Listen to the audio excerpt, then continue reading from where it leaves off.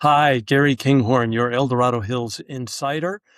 And today on the podcast, I'm going to try something new. We're bringing in a new subtopic that I'm calling Voices of Our Veterans. And as part of living in El Dorado Hills, we have such a great community of veterans that I really think it helps to expose their history, their stories. And one of the projects that this ties into is the Veterans Park that we're um, working on planning and designing for El Dorado Hills, and there's a great community of veterans that are helping design that and think through it. And so hopefully this podcast can tie into that to give a little more visibility into veterans' stories and in the history of the country and in the history of our local veterans here in El Dorado Hills. And the first veteran that I'm talking to today is a gentleman that I met on the grand jury, Bill Blaylock. Bill has an extraordinary story to tell. He was a Vietnam War veteran, and he actually wrote a book about his time in the Vietnam War and his reintegration back into society after coming home after the war. And for those of you that are maybe too young or don't remember, the Vietnam War was very, very divisive in the country, and um, a lot of the veterans when they came back were not treated well and not probably given the respect and the reverence that they deserve compared to other battles. So that was hard on them. Um, but Bill's book is about dealing with post-traumatic stress disorder, PTSD, and I think he hopes that this story that he has to tell can help other veterans. But it really is an amazing story. It's a great book, and we'll get into some of the details. But anyway, let's get into that interview that I did with my friend Bill Blaylock. Bill, thanks for joining the podcast. And I really want to thank you for taking the time here today to tell your story. And I think it'll really help give some visibility to other veterans that are living here in El Dorado Hills. Thank you, Gary, for inviting me. This is a great opportunity. Yeah. Well, why don't you start by telling us a little bit about where you grew up and what led you to get into the military?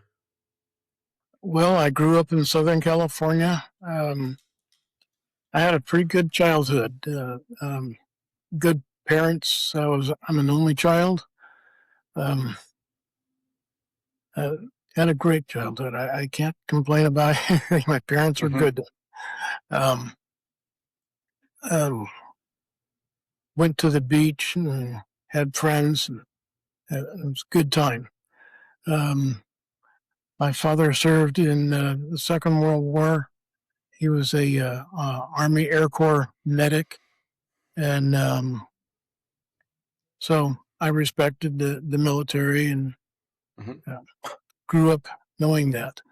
Um, my grandfather on my mother's side was in the First World War, and he was in the trenches in France, and he was gassed, so he had nerve damage his whole life. So my family has been through wars. Um, my my father's father died when my father was only 8, so he never even really knew his father very well. So my dad was raised by an older sister, um, and anyway, so I didn't get to know my grandfather on my dad's side. But anyway, we grew up in Southern California. It was a good time. When Vietnam came along, I heard about it. Of course, I was in high school and was really oblivious to much of life. I was just happy-go-lucky kid. So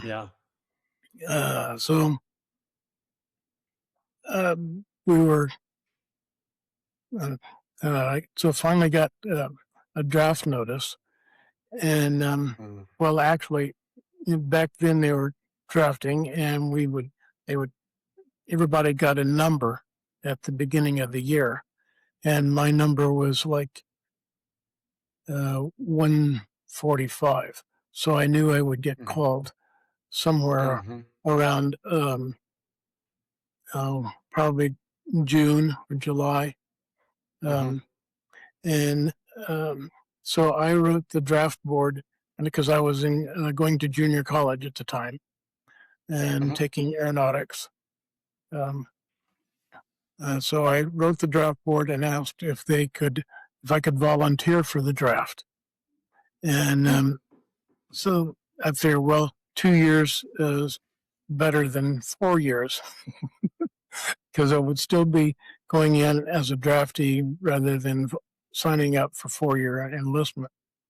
And so they said, yes, report in September on your summer break. And so I Mhm. got to finish that semester in school and play with my friends for the summer. And so I reported to the Pomona Induction Center on September 4th, Mhm. 1967. Okay. 67. And Okay. my mom got up and fixed um, bacon and eggs and potatoes and nice breakfast for us. And she cried. And my dad drove me down to the induction center and gave me some words of wisdom, a real nice hug. And off I went. Yeah. That was a crazy summer, as I recall. I mean, I was really young then, but Yeah.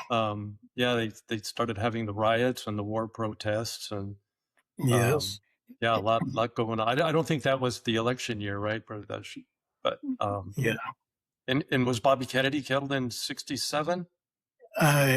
Yes, he was, but I was Yeah. already in the service by then, and I just heard Okay. about Yeah. it. Yes. Yeah. Excuse me. Yeah. So, do you remember what your impressions were like when you arrived in Vietnam? And maybe you can just talk a little bit about what your typical day looked like and what your role there was when you got inducted. But quite a big shock from Southern California, I can imagine. Yes, yeah. Going to the beach and riding down Huntington Boulevard and uh, driving past the oil wells pumping, Yeah. and that was that was different. But getting on a plane and flying to Vietnam, I was wondering. I don't even have a rifle. Hmm. What are we gonna do here? Yeah. So, so anyway, that was kind of bizarre. But so we landed, and the, the the doors open, and instantly heat and humidity flushed Yeah. into the airplane, and Yeah. and right away a drill sergeant came on and said, "Everybody off of the plane."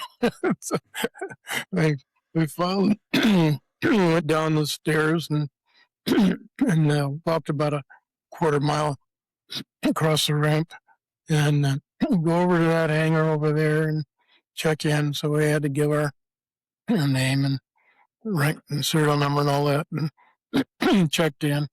And then from there, they said, "Okay, well, Blaylock, you're such and such. Report to." And it was because it was at Cameron Bay, and pardon me, they said go to hangar number, I forget, whatever. So I went over there and checked in, and they said wait until you're called. Okay, so I sat there for several hours, and then I was called, and they said okay, go to this hangar and wait there. All right, so I went 2 or 3 hangars down and sat there for like almost a day, I think. And so they Mm-hmm. okay, well, you're hungry, go around here, and there's a mess hall and that fed us all the time and whatever. So I met a couple other guys, and turned out they were guys that I would be with the whole year. We were all assigned Mm-hmm. the same unit. But the next thing I know, they called their names and they said, uh, "Get on the plane out here." And so we got on a C-123, and it's a 2-engine propeller turboprop. Well, and it had little jet engine boosters, Hmm. and it took off and flew us to from Cameron Bay to Da Nang, and from Da Nang we took a C-130.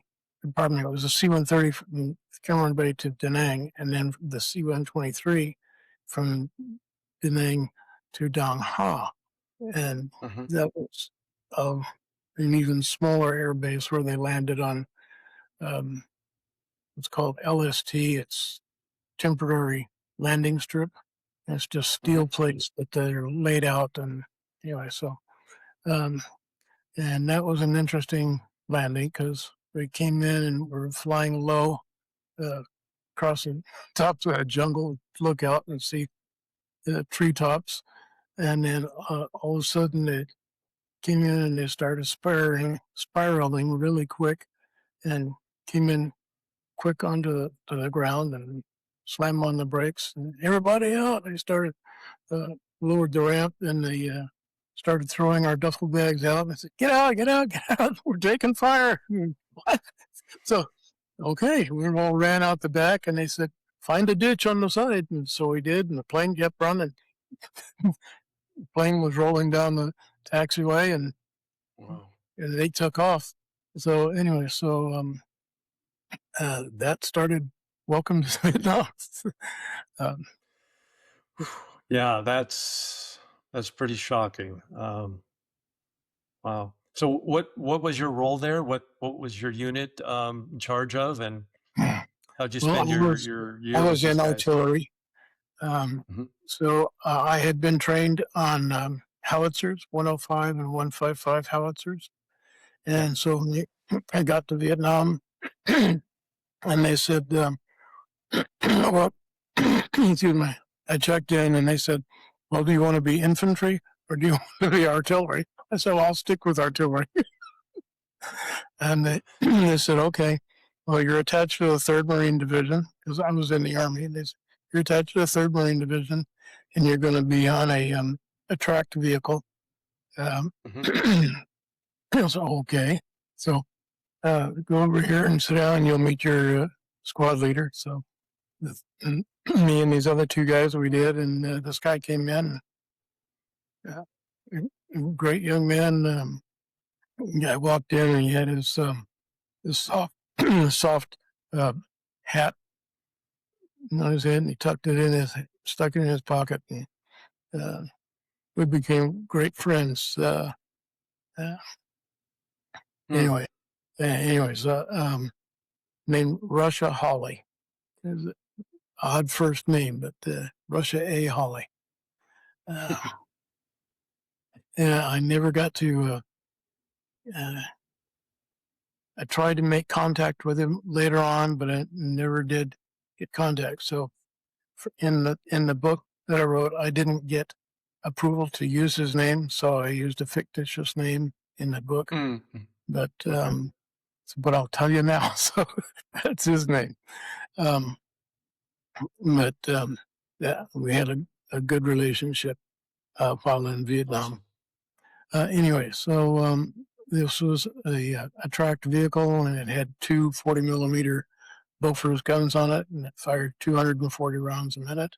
So it's a lot of Hmm. firepower. And Wow. it was designed for anti-aircraft, but it was in Vietnam. We used it on ground troops. So Hmm. instead of firing up, we fired straight out, and it was very effective. Yeah.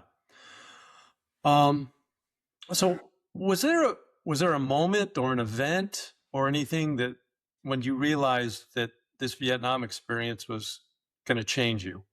How did you kind of start to cope and adapt to, you know, pretty harsh circumstances that you didn't have a lot of preparation for? Well, our job was um, pretty much every day of the week we would go out and on mine sweeps and clear the roads Mm-hmm. for commerce. So uh, uh, we would go with the Marines on minesweepers and metal detectors and clear the roads so that then everybody could use the roads between, uh, like we would clear between Camp Rockpile and uh, Quezon, and Mm-hmm. then Quezon would clear from there to the halfway point where we would meet up. And it's okay, we're clear, and then we would all go back to our respective positions and say, okay, the road's Mm-hmm. clear, and then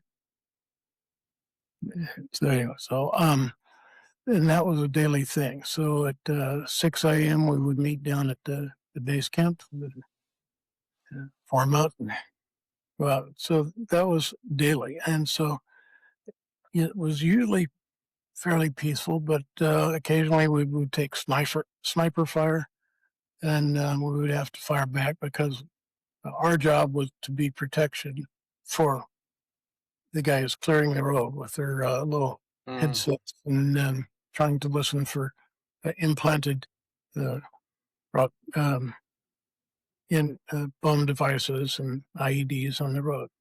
Anyway, so uh, we didn't take any rounds uh,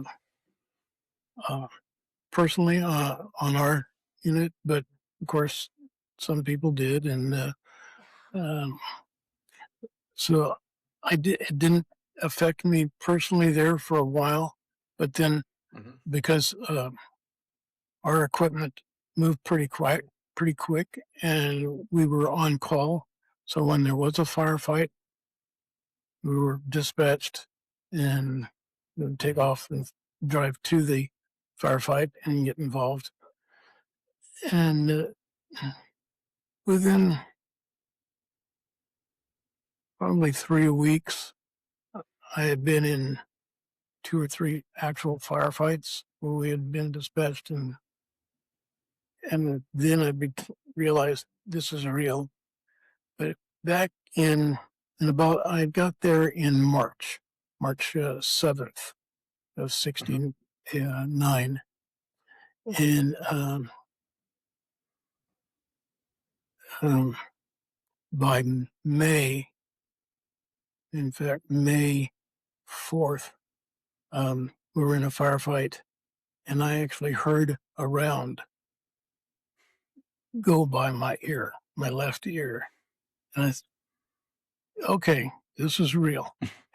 This is real. And it's a sound that I never forgot.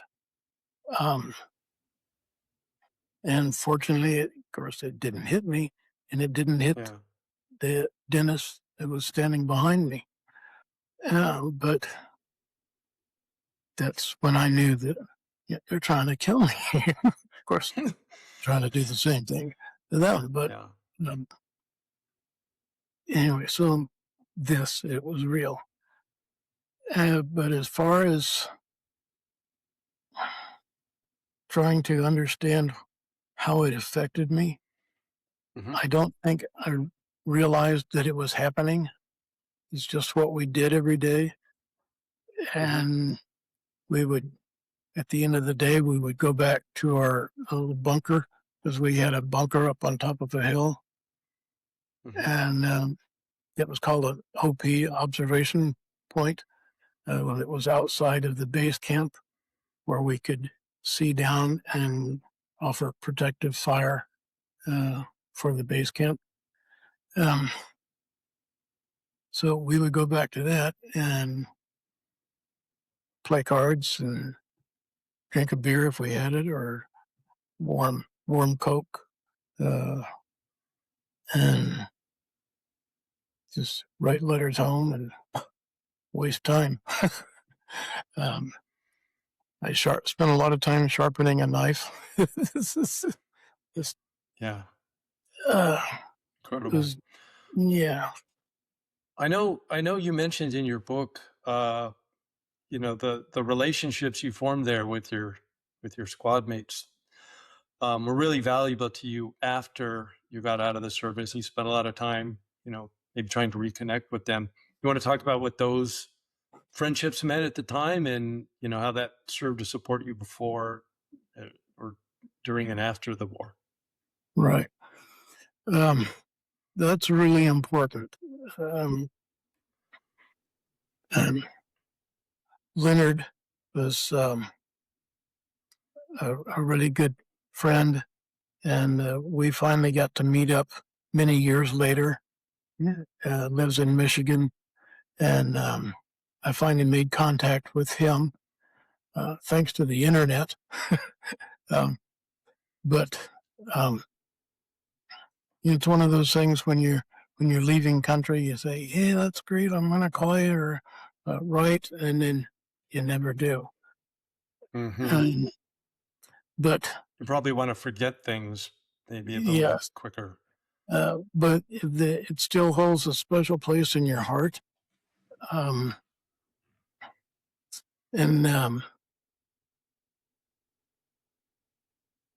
people who have been there will understand what I'm saying. But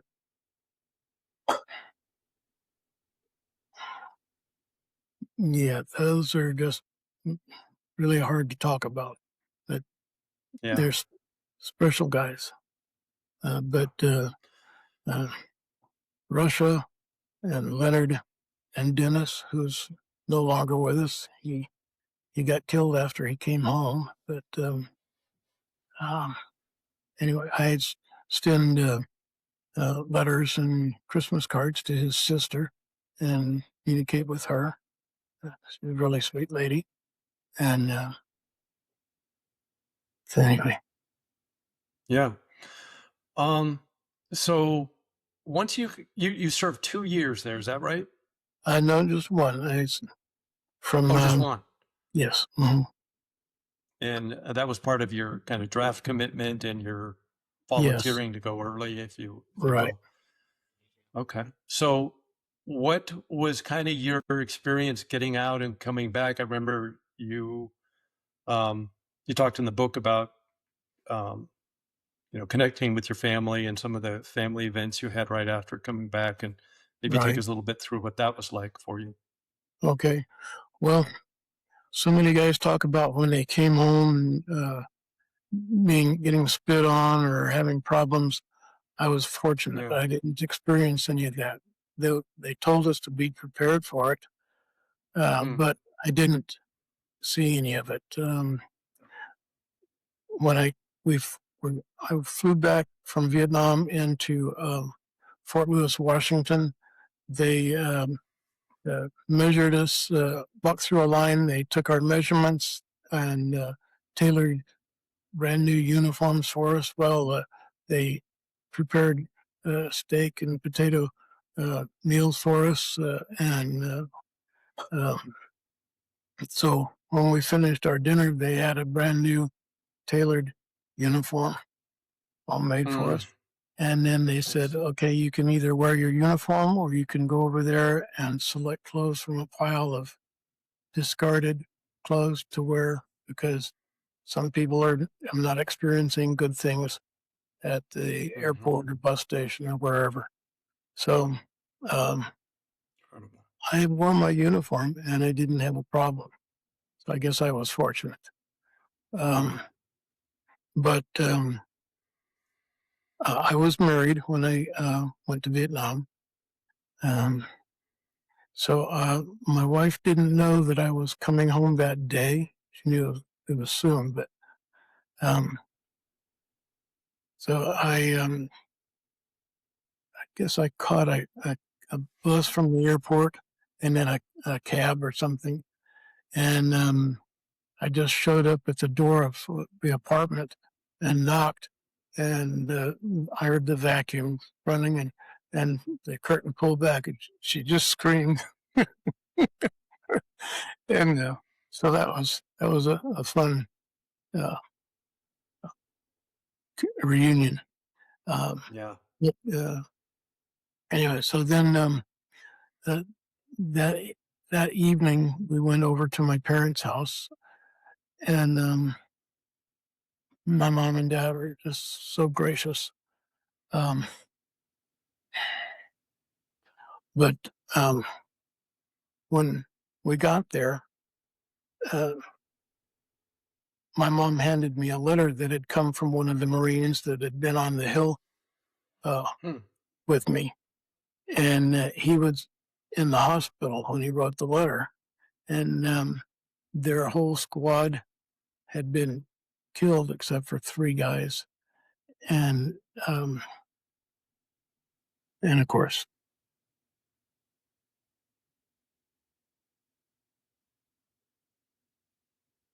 I broke down and Yeah. I got up and left the room. And and everybody they just, what's happening to it, you know? But my dad, he understood. And so he came in and just stood by me and put his arm around my shoulders and just stood with me. He didn't try to say anything, just stood there with me. Hmm. But other people did they just say, "Well, what's wrong with you?" Uh, Yeah. yeah. Anyway, so that was my first realization that this really affected me. Um, Hmm. After that, I just tried to suppress everything. Um, oh, yeah, so from there, all my plans were just about coming back to the world, coming back to home. And of course, when you're away, you think you only remember it the way it was when you left.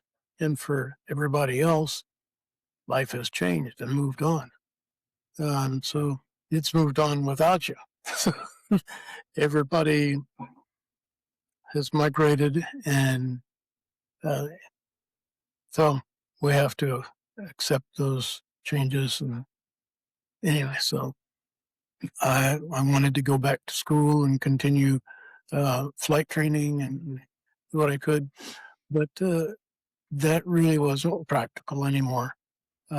So Hmm. I did go back to college and started, tried to get a job, and jobs weren't really successful for me. I went through a lot of jobs. I found that I didn't take instruction very well. I didn't like being told what to do because I had been in charge of my own instruction. Anyway, so um,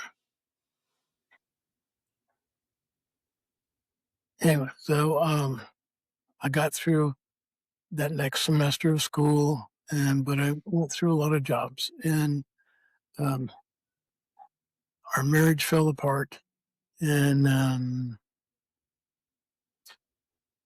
so we divorced that following year after I got back, and I lived with my best friend, um, who was in the Bay Area, and Hmm. and by then I had moved. My wife and I had moved to San Jose, so we were living in the Bay Area, and I liked San Jose. It was a good area, and Hmm. so from there, um, I heard about a program that San Jose Police Department had for people who, uh, well, military or coming back or trying to get into the workforce. And so I they said, "You're perfect. Come on in." So that's how I got into law enforcement, and Hmm. that was a good experience for me. That worked well. So Yeah. I know you eventually you moved up here to El Dorado Hills to be mhm, a guard in Placerville Jail. mhm, Um, yep, that how was long ago was that, and what was well, that transition like from the Bay Area? Well, let's see. I moved here from the Bay Area in, boy, going back to ancient history now. Um, oh gosh, I was thinking I better look up some of these dates.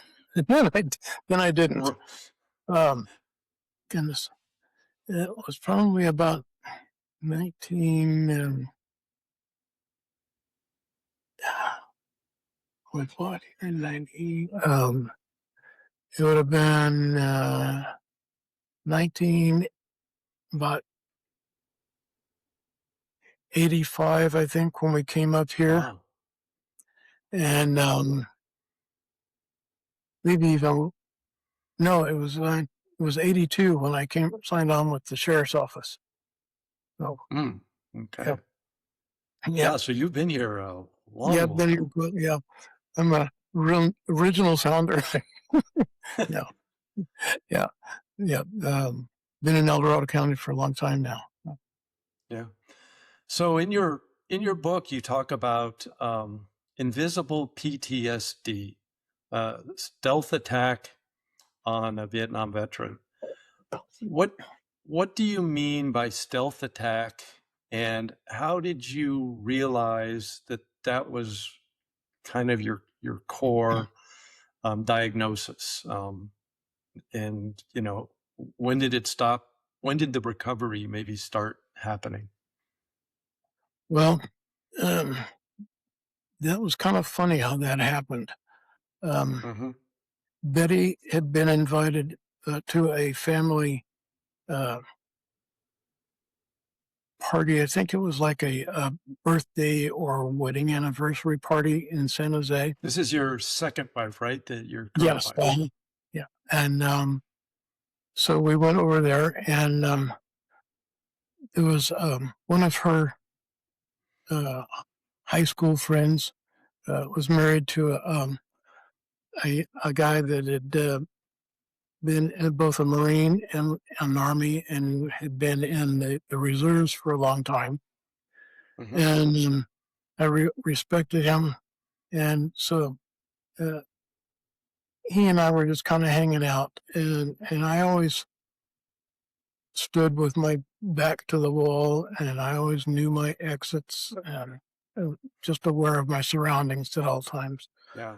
And a lot of that was from my PTSD, and a lot of it was probably my police training. Um, but so he said, "Let's go over here and talk." And so we, we went over by some shrubbery that was along the fence. And so he just opened up. He said, "So how many hours do you sleep at night?" And I said, "Well, about 4 or 5." He said, "You have any recurring dreams?" I said, "Yes." Yeah, he said, "You've got it."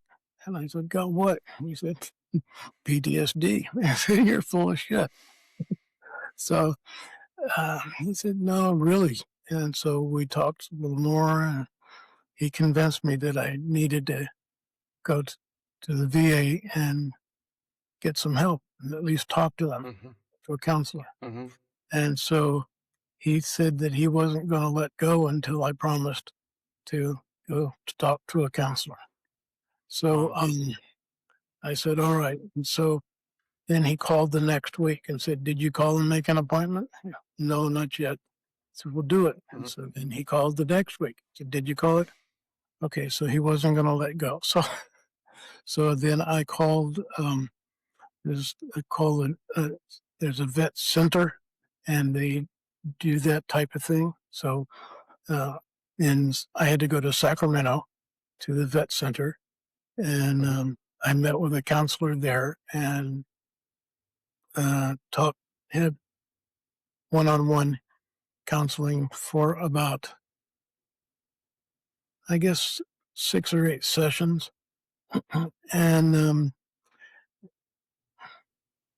after one session, when I got out to the car, I turned on the radio, and they were talking about this lone gunman at the university who had just killed 6 students from a tower at the college.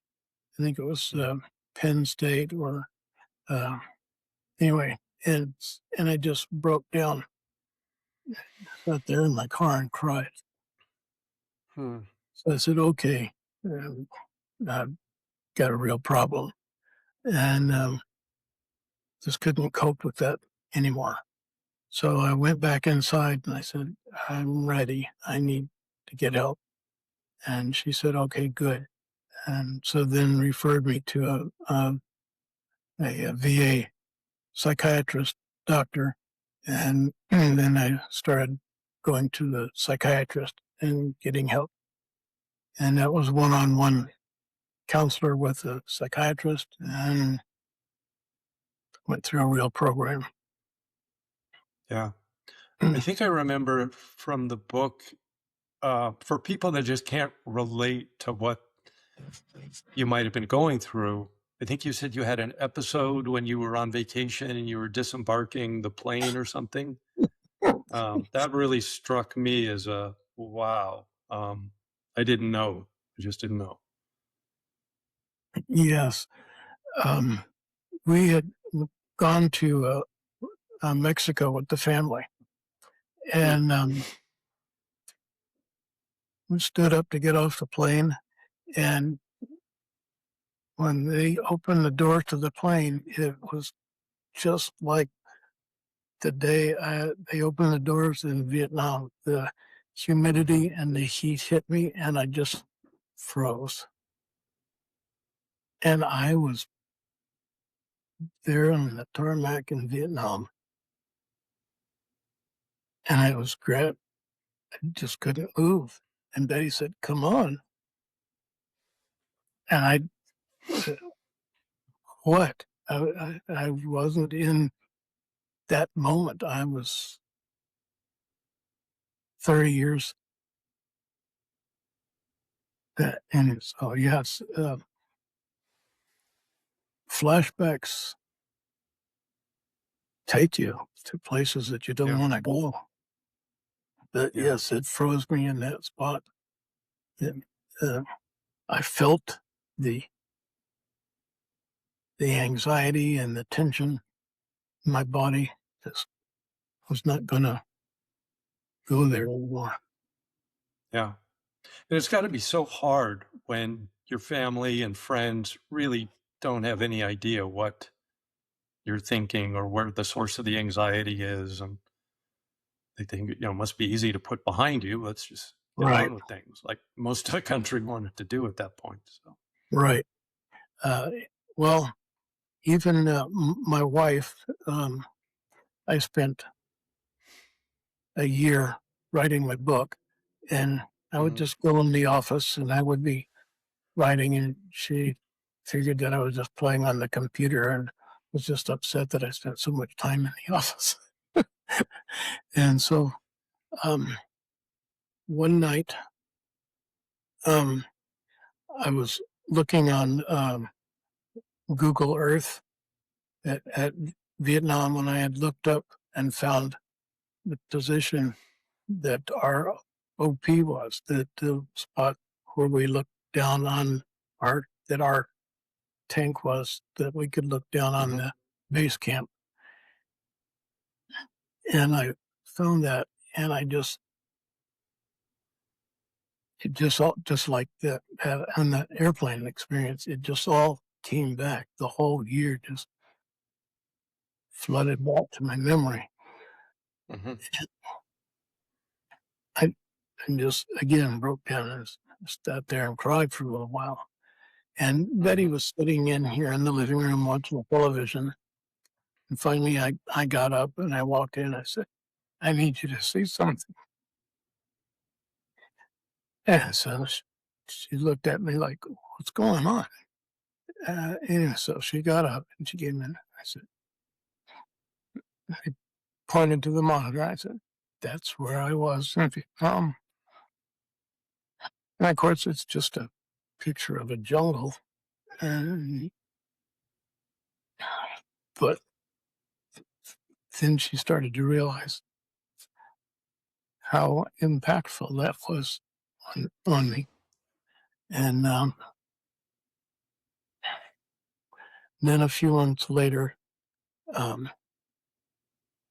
I handed her a ream of paper and said, "Read this." And it was a manuscript.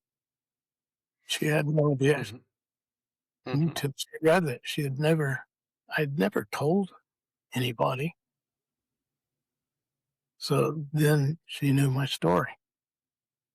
Yeah. And so, anyway, so it was, S- So what was the kind of the therapy process, and did it help 20%, 80%? I mean, and how long did it take? What? yes, well, I guess it helped 100%. It's never really over, I guess. Kind of Yeah. like alcohol, uh, you always have it, and I could still have a flashback. But I've, Mhm. for me, I think I've told the story so much now. It has, the more you tell it, the each time it has a little bit less effect, I believe. Yeah. So uh, I I believe if I tell it and tell it again, then maybe if 1% less goes away, then great. So, um, but writing was very therapeutic. Um, I Yeah. drew pictures of my dreams. I did anything I could to try and express my thoughts and feelings. Um, I always thought feelings were kind of silly, but Mhm. turns out it's important. Yeah. Um, but yes, the therapy was amazing. And yeah, but telling it and writing it. So with that, I started with the help of two other guys, a local uh, uh, preacher and Navy chaplain, said, let's start a veterans writing group. So we started Nice. a group called Veterans Voices. And so now, after 14 years, we still have Veterans Voices writing workshop. And now it's going good. So we've published 6 anthologies and Wow. some good work from local guys and, That's great. and a female veteran. So you wrote, the book came out about what, 15 years ago, 12, 15 years ago, something like Yes, that. 2012 Okay. or Awesome. 14. Uh, yeah. So what, what do you think that people don't remember or understand about that war experience, and what kind of lessons do you think you'd like people to know today, um, about Wow. war and about the veterans? Well, I think now, after 9/11, people accepted that we need to respect the military. So Hmm. now one says, thank you for your service. Even if I wore a Vietnam hat or something, they say, thank you for your service. Hmm. Uh, and I try not to pronounce that. I, ju- I, I'll say I'm a veteran, but I don't try Hmm. to say Vietnam veteran. Yeah. Um, I'll wear a little pin or something, but most of my hats just say veteran or Army veteran or something like that. Um, but I'm proud of the fact that I served, um, even though I'm kind of screwed up for it sometimes. But um, it to me, it was an honor. And when people tell me thank you for your service, I tell them thank you. It was my honor. Um, for a long time, it wasn't, but Hmm. now that I reflect on it, it was. And in retrospect, the government is trying. They try to they've tried really hard to help us. I mean, the VA has problems, but they're trying and they're helping. Um, so they've done right by me, I believe. And Hmm.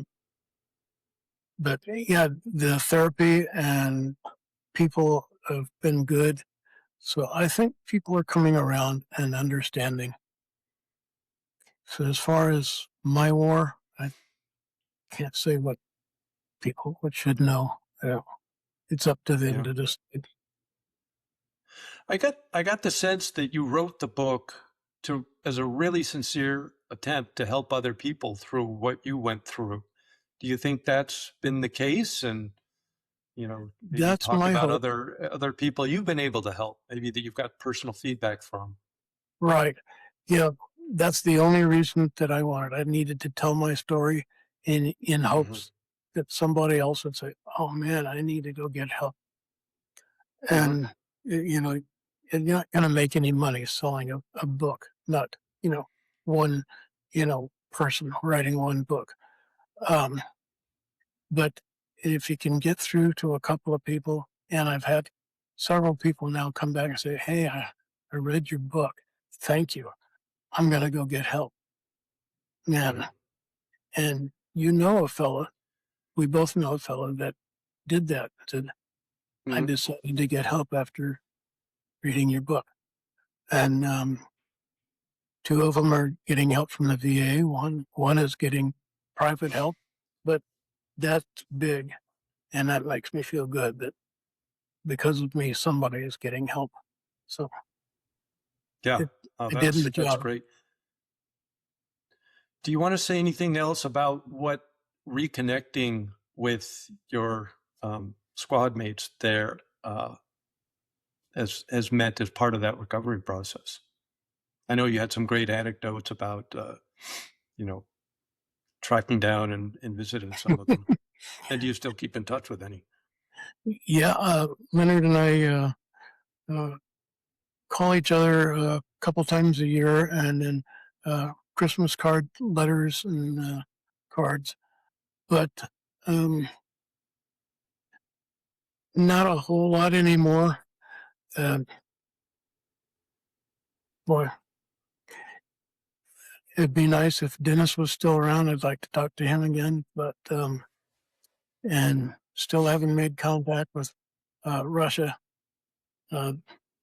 Like to just tell him how I feel, but it was disappointing how that ended. But as I Yeah. talk about it in the book, but um,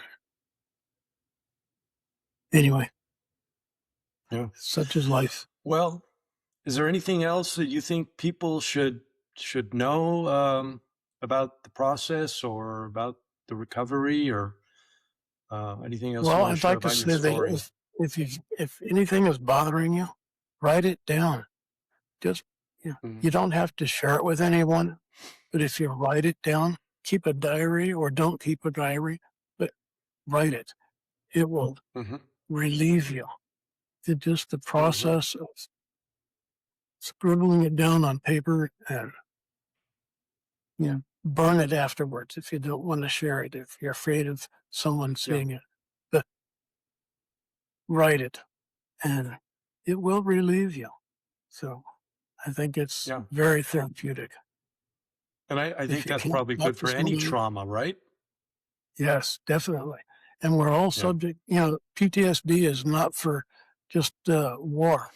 It, anybody can get it. You can get it from a traffic accident or a divorce, or Yeah. life just causes trauma.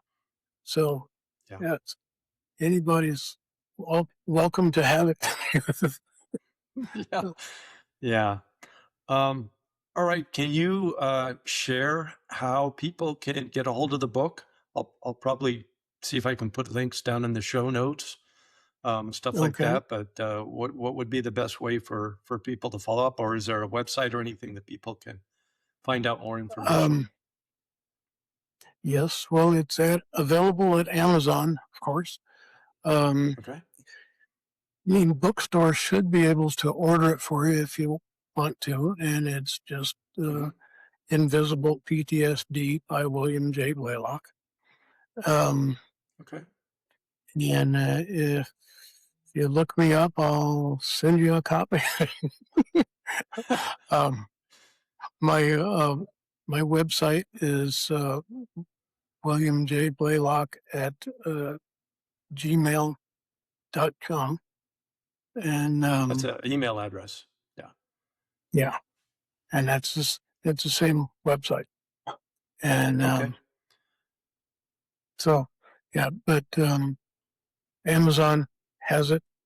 And Okay, good. a couple of times it's been um, free or cheap, but it's usually like $13 or $15, somewhere like that. Money well spent. Thank you. Well, Bill, this has been great. I'm really touched by your story and your volunteer work here in the county. It was a real pleasure working with you on the grand jury, and I know your sincerity and your commitment to community is extraordinary. So credit to you, and Thank you. I hope people do follow up and look at the book and if they feel they need it or know somebody that might.